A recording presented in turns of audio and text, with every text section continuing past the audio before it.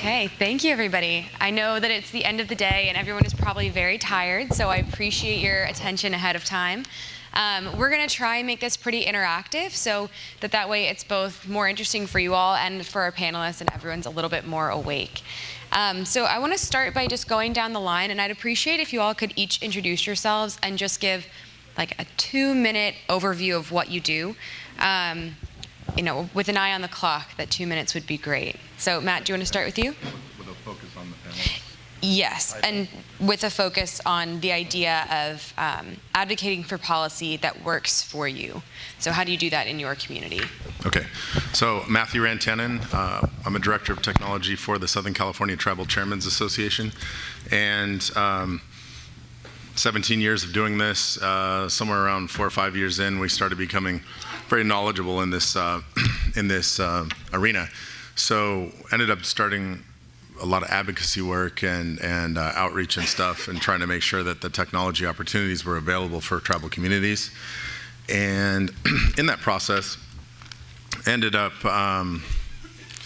serving 2 terms on the Native Nations Broadband Task Force at the Federal Communications Commission, where we worked directly with the bureaus and the chairman's office and the commissioners to develop rulemakings and craft rulemakings before they hit paper, before they actually became a rulemaking, so you'd have to affect them after the fact. We were actually working on the process, working with the bureaus to be able to understand what the rulemaking should look like as it was put on paper. I feel that Native Nations Communications Task Force is not going to be given the same opportunity moving forward. So I hope I'm wrong. In the current administration, I advise the California Broadband Council that delivers information to the governor of California. We work on policy work there. I'm wearing my National Congress of American Indians logo vest today, and I sit and co-chair the Tech and Telecom Subcommittee for their policy making and their resolution making for tech and telecom based on tribal issues, and we bring a lot of those issues to the Hill and submit those as comments on open commenting periods at several of the agencies in the United States, and among many other things. But policy becomes a very sharp focus when you're doing work on the ground and you realize the shortcomings of the lawmaking that's been laid down before you and the situation that the tribes are in. There are some adjustments that need to be made. Tribes need to be included in the language. They need to be, I babysit meetings to make sure that they're not excluded, whether that be accidental or on purpose. So, thanks. Hi everyone, I'm still Denise Williams. I'm still from Cowichan Tribes. I'm still the CEO of the First Nations Technology Council as far as I know. The Technology Council has a mandate from First Nations to ensure all of our peoples have equal, affordable, sustainable access to digital and connected technologies, to ensure we have the skills to benefit from those technologies, that we are looking at integrated information management systems built and run by our people, and that we have access to technical services as well. So a big part of the work that we do is skills development work. We're just about to launch a program called Foundations in Innovation and Technology that ladders into another program called Futures in Innovation and Technology. This is the curriculum I spoke about earlier that is built by Indigenous people. It's for our people. It's meant to ensure that when we look at British Columbia and the economic growth trajectories of the province and where tech and innovation jobs are going to be, we overlay that with our nations and where our people are, and we ensure that we are ready to be competitive in those sectors and growing our own local digital economies as well. Another piece of work that we do that's complementary to that is the development of our own Indigenous labor market strategy. So understanding what the talent of our people is in British Columbia and how that feeds in to the supply and demand conversation in British Columbia around talent. Common in BC to hear that we have a lack of talent. We don't have a lack of talent, we have a lack of investment in our talent. And so our role is to ensure that we are talking about the sheer numbers of Indigenous people that could be coming into that sector and what it means to have strong local digital economy and how we might together ensure that connectivity, access to this kind of infrastructure and to these kinds of global markets benefits all of us and doesn't further exacerbate the socioeconomic divide that currently exists. You've already heard from me a bit today, and I think it's really important to note, and I was listening to the conversation earlier around speaking on behalf of. And I just wanted to say that, especially in British Columbia, nobody speaks on behalf of First Nations people, and there is no way that even as the CEO of First Nations Technology Council that I speak on behalf of any of the 203 nations in the province. I've asked my sister, Linnea, at the end there, who's from British Columbia. Our peoples have lived side by side on our territories for tens of thousands of years. I don't speak on behalf of her or her family or what her opportunities are. I've asked her to come be on this panel as well. And I just think it's important for us to raise that one of the challenges is when in Canada we're asked to organize and put forward a voice and put forward a position in a certain timeline, in a certain framework. That's not the way that we operate. That's not our governance model. We have our own way of speaking with each other and making decisions. And so I just wanted to raise that that puts us in a very difficult position because no one speaks on behalf of any nation. Thank you.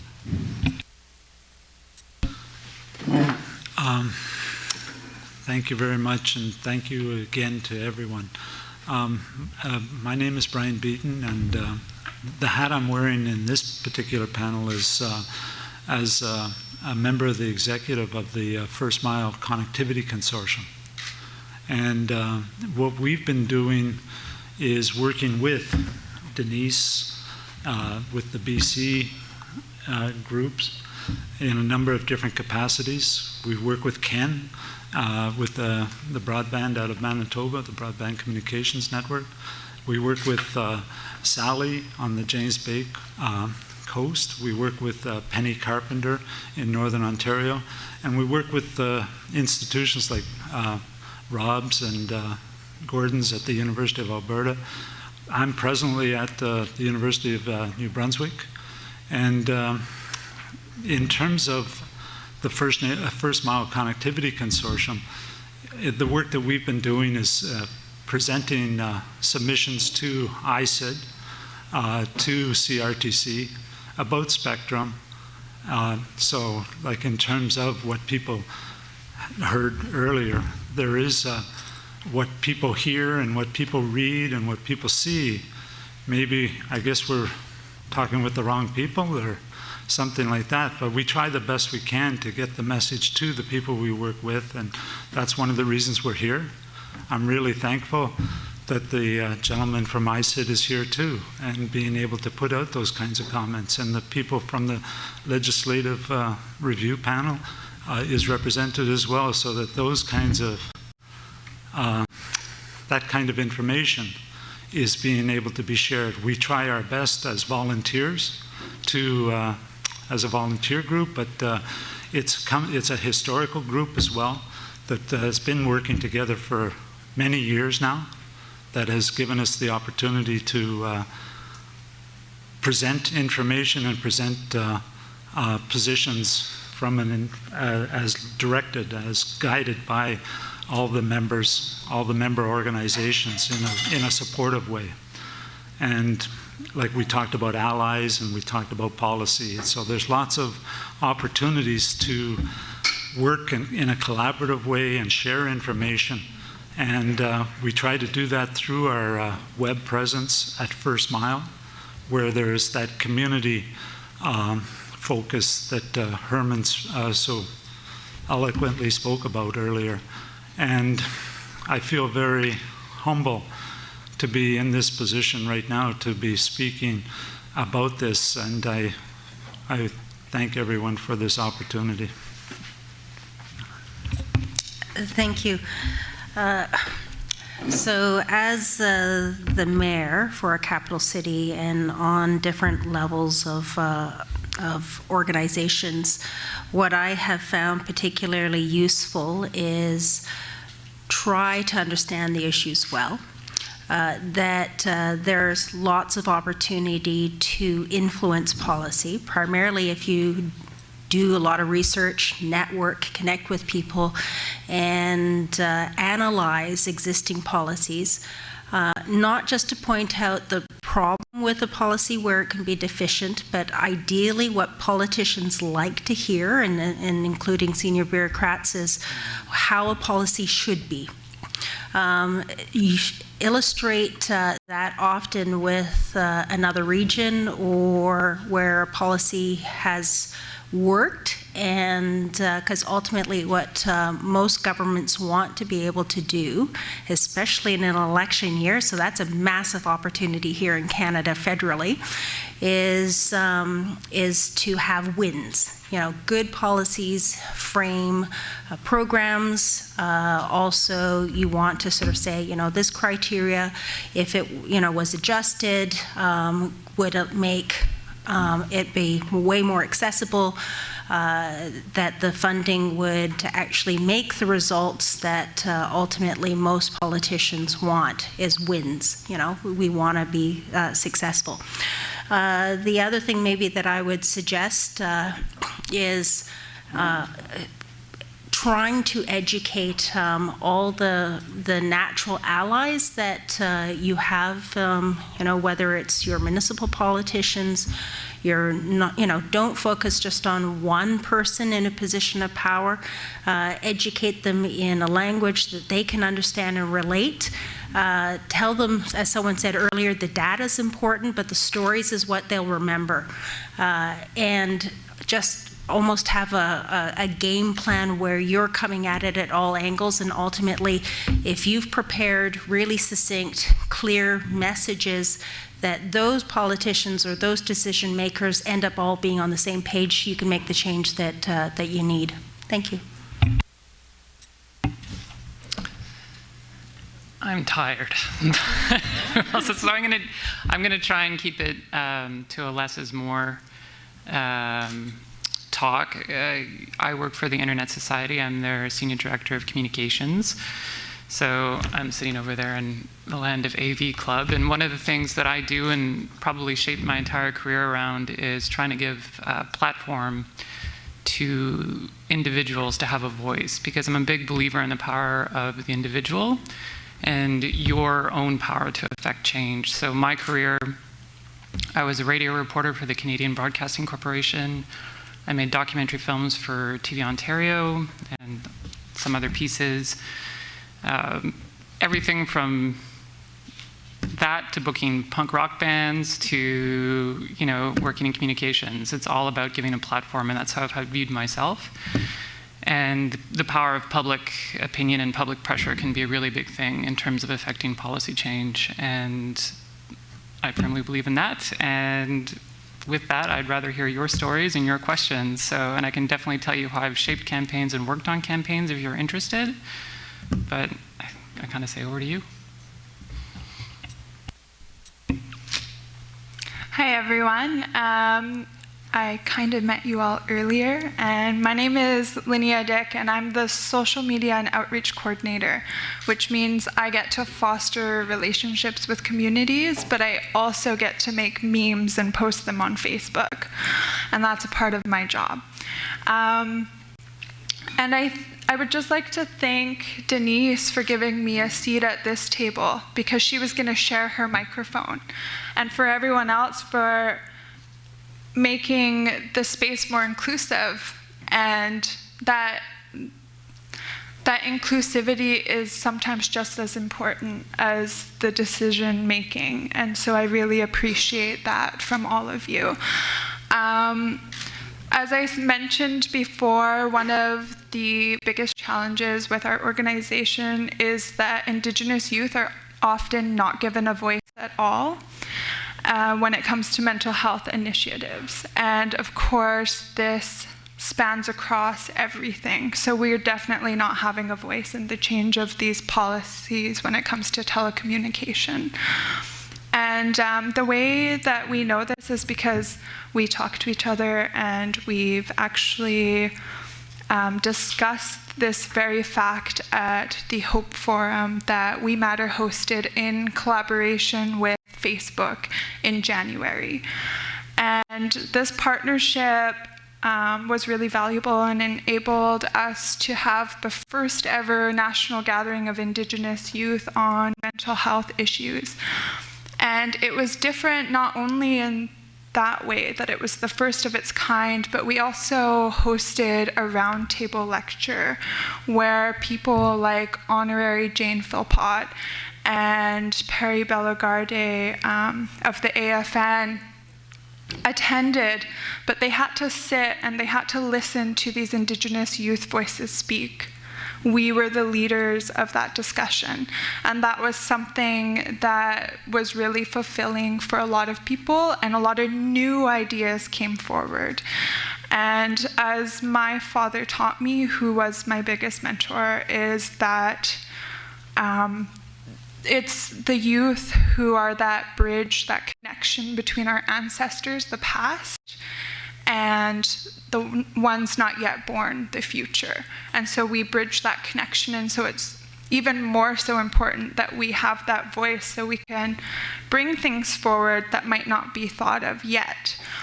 But something that really doesn't work and often happens is that our voices aren't heard.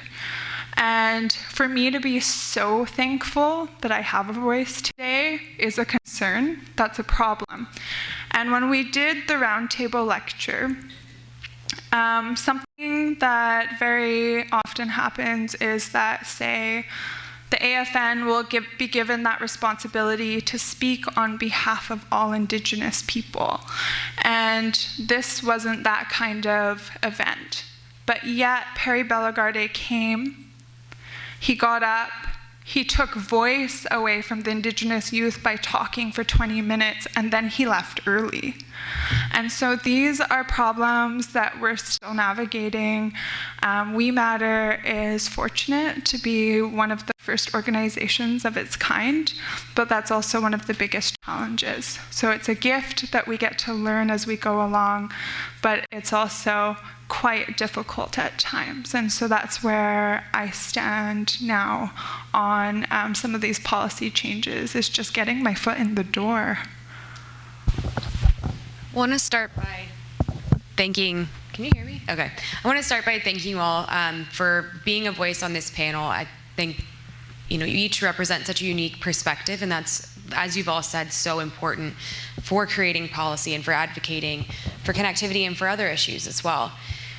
So I know throughout the last couple of days, we've talked a little bit about what it means to have connectivity, what you can do with it, but there are a lot of barriers to entry that go beyond just getting the technology in a community. There are a lot of barriers at national and federal level, especially when it comes to getting grants or when it comes to the kinds of technology you can deploy. And I'd like to hear a little bit about what advocacy and policy mean for your work, and then how you all have been successful advocates or successful in changing policy in your role, or what you hope to do. What's the goal that you're reaching for? Especially Denise, hearing you talk about, you're not willing to say that you speak on behalf of the communities in your region. So how do you shape policy that you think will benefit them? And then Madeleine, as the mayor of an Indigenous community, how do you see policy shaping the community, and what kinds of voices have influenced your decisions? And then Leah, from a campaign perspective, what does policy mean when you're trying to create a platform for advocacy? But I would love to hear all of your thoughts. Yeah, thank you. That's a great question. Hello? Here we go. That's a great question. I'm pretty obsessed with thinking about and wondering if we're asking the right questions. So anytime I'm sort of asked to engage in, whether it's federally, provincially, municipally, with industry, and we're asked, to engage or to participate in discussion around policy reform, around anything like that, I have to just take a beat to think about if the question is right, if the approach is right, what's the methodology, who's it for, what are the outputs going to be, and then what's our chance for iteration? I mean, if you think about any kind of innovation technology, it's a really horrible horrible idea to do all the thinking up front, put a bunch of money in, and then have something at the end that we can't change. So I really think it's important to question the questions and to question the process. And you know, for me, I think my role and then the role of the Technology Council is certainly not to speak on behalf of anyone. And as the president of the Native Youth Association, the same thinking applies. I only see my role as one that makes space. So our role literally is to make space so that we can ask the right questions, have the space to think and to coalesce around how we want to see the future designed and what that means for us and for our people. And that takes time. It takes time. You have to be intentional about it. And we really have to, I think, ensure that the right voices are heard and that there is a diversity of thought, because that's truly what innovation is. Innovation is predicated on a diversity of thought. And so we've got to make sure that our processes allow for that. So the policies that, you know, we're asked to comment on, for example, are sometimes around funding and grants and, you know, how can we apply for money that can come in and to support our communities? And that's what I mean. Is that the right question? I'm not sure. I think that we're dealing with a really complex, multi-layered, multi-dimensional challenge.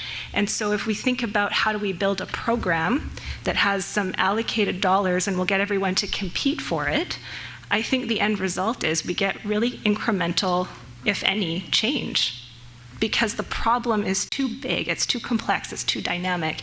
And so our approach to solving that is incorrect. And I think it's been tried for decades and decades. And I'm reminded by our elders and people that came before me. I mean, I don't want to repeat that.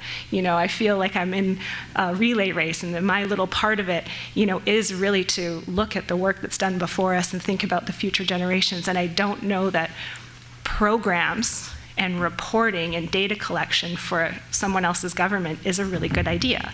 So I just think we need a lot of space to think about that, because I certainly don't have the answer. So I think it's all about just creating space so we can think about it.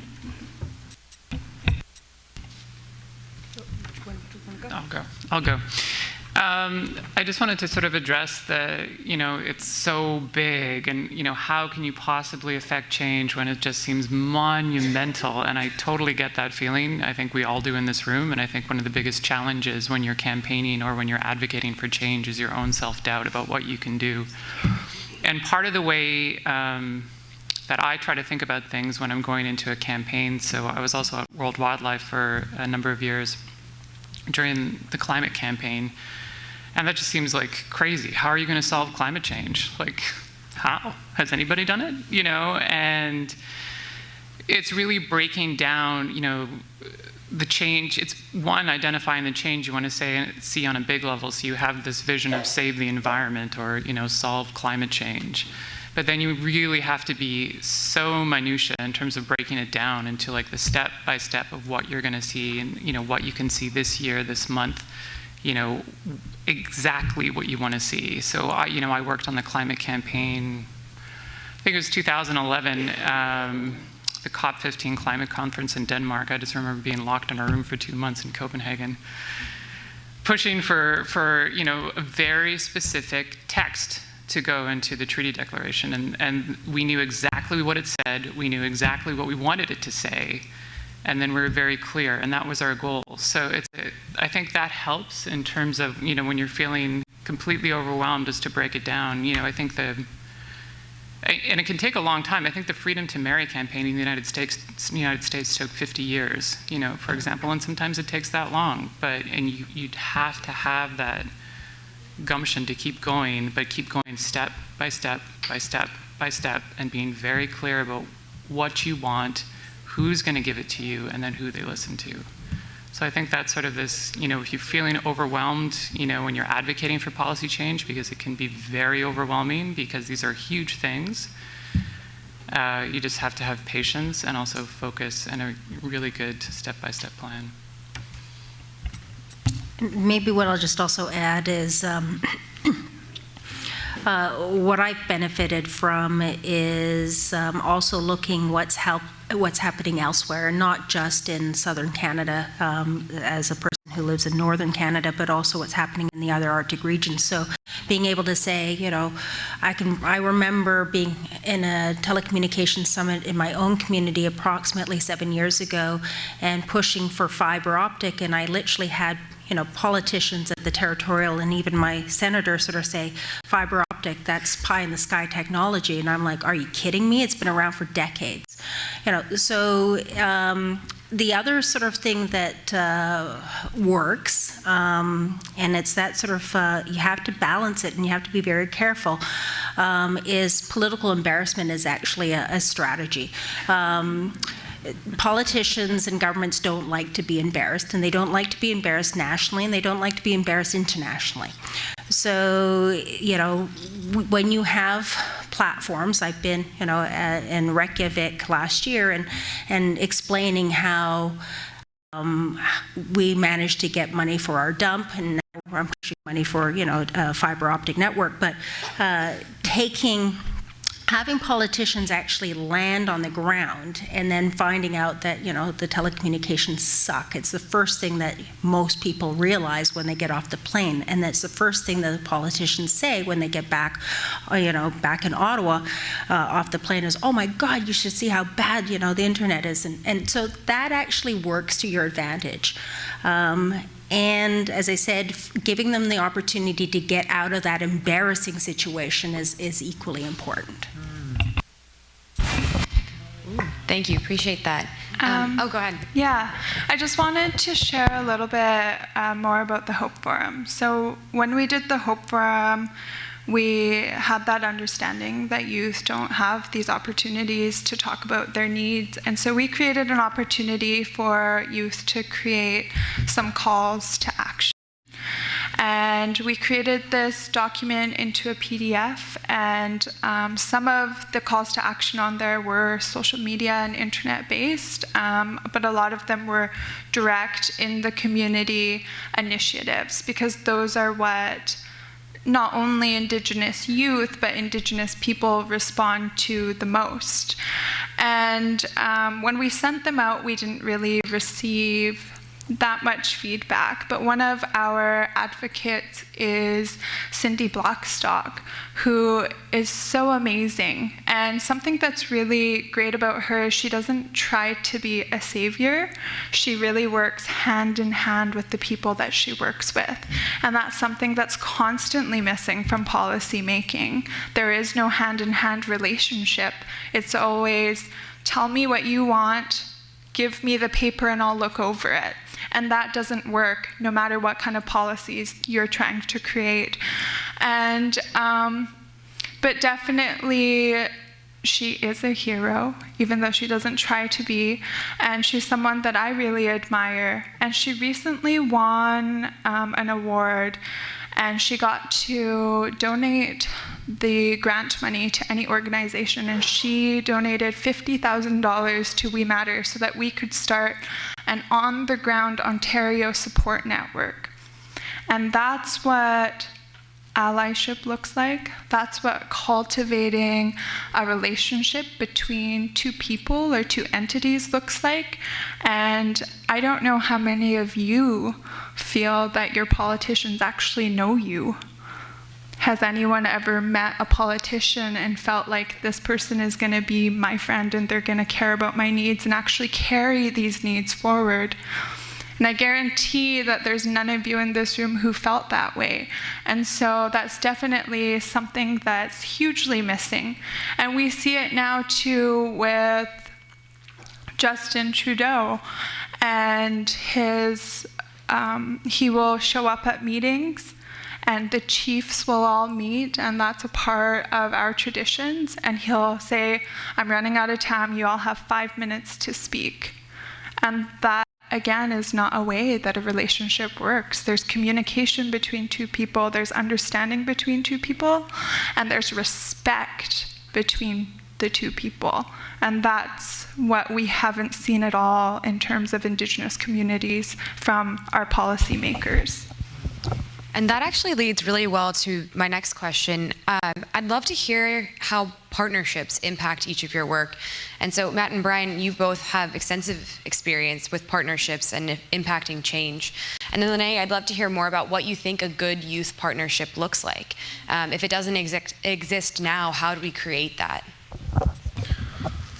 So I just want to touch on a few things. There's some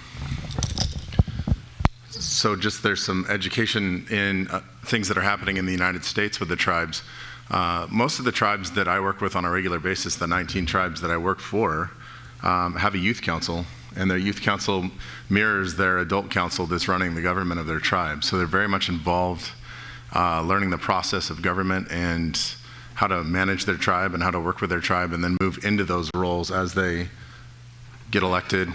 Some of the youth have been able to unseat the incumbent that's in the position because they have enough knowledge after being on the youth council to be able to manage that seat. And it's been very effective use of the community resource, the youth, the future. The National Congress of American Indians has a complete youth delegation that is that essentially mirrors the organizing body, and it is a pathway for youth to understand how resolutions and development in policymaking happens and how to work with the Hill. They work with the adults, and they go to the congressman and the senator's office, and they go to Capitol Hill, and they work with the White House hand in hand and side by side with the adults, so they get a good training path for that. And so I think there are a lot of opportunities in the tribes and the organizations I work with the youth. There are pathways. There's a lot of training, obviously, that has to happen to how do you navigate a federal government? How do you get in the door? How do you get in a meeting? How do you do all those things?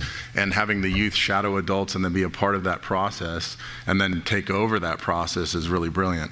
I actually do speak on behalf of tribes. I've been asked and placed in a position at the National Congress of American Indians, vetted by 360 different tribes, to speak on tech and telecom policy on their behalf, to advocate on Capitol Hill and the federal government in the United States, to work on resolutions and develop policy to actually affect change for the tribes as a whole. Yes, there are individual issues that each tribe has, and as much as we possibly can, we try to communicate those issues.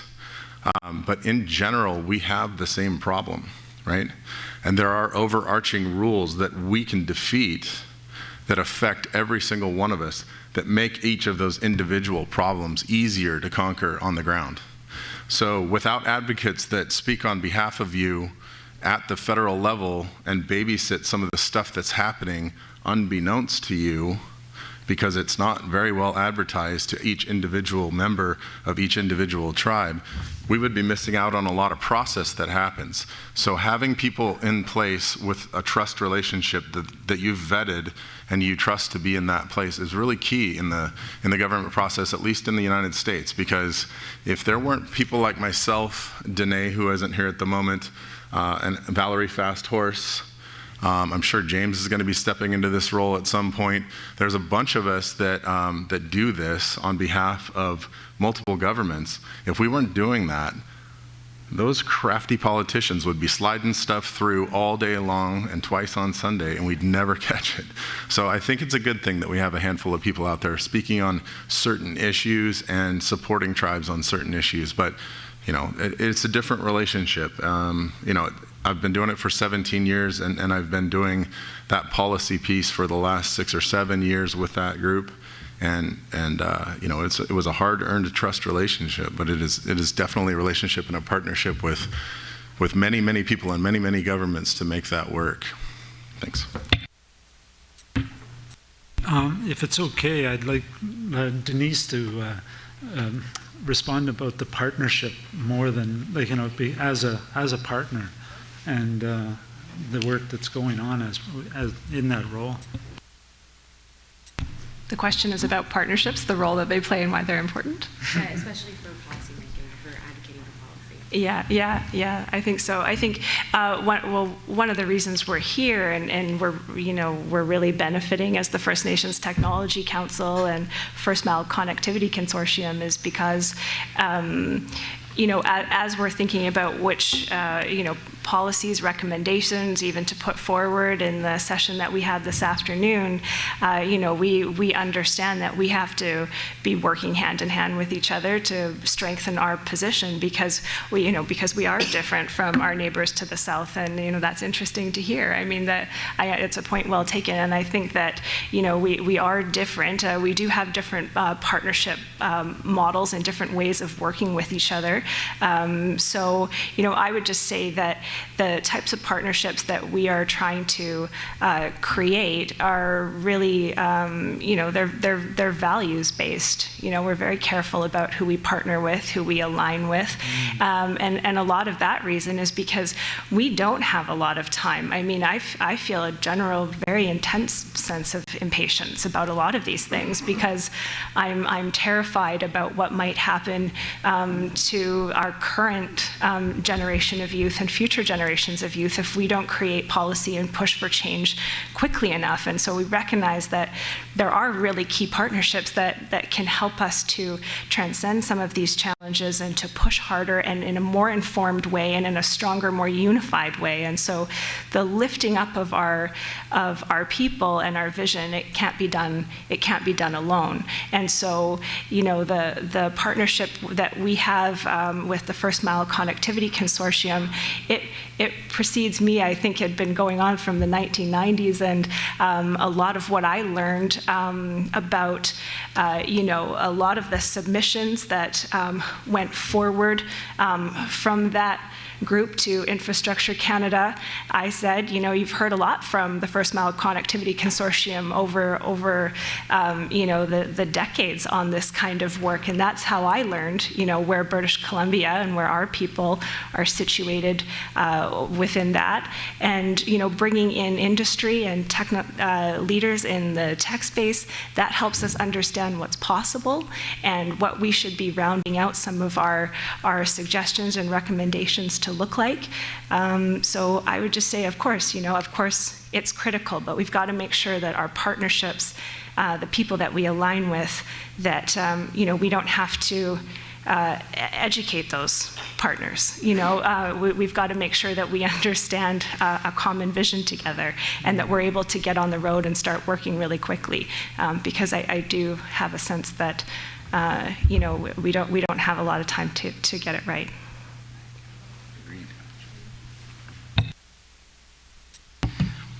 I'm talking a lot for someone who said they weren't going to talk much. But I just think on the notion of partnerships, again, you have to be really strategic in who you choose to partner with. And to do that, you have to know what is the change you want to see. What is the change you want to see? Who is it going to give it to you? There is always a person or people who has that button to yes. And then who do they listen to? Because it really comes down to that. You can advocate and talk as much as you want and speak as loudly as you can about the change you want to see, but if that particular decision maker does not listen to you or is not influenced by you, you'll only go so far. So really, a really great campaigner that I know, and it probably sounds dramatic, but I think he's true. He was telling me once, you have to know who is going to give you what you want so well, you know what they eat for breakfast. You have to know everything about them. And then who do they listen to? There was one time we were advocating for legislation change on sustainable fishery policy in the United Kingdom.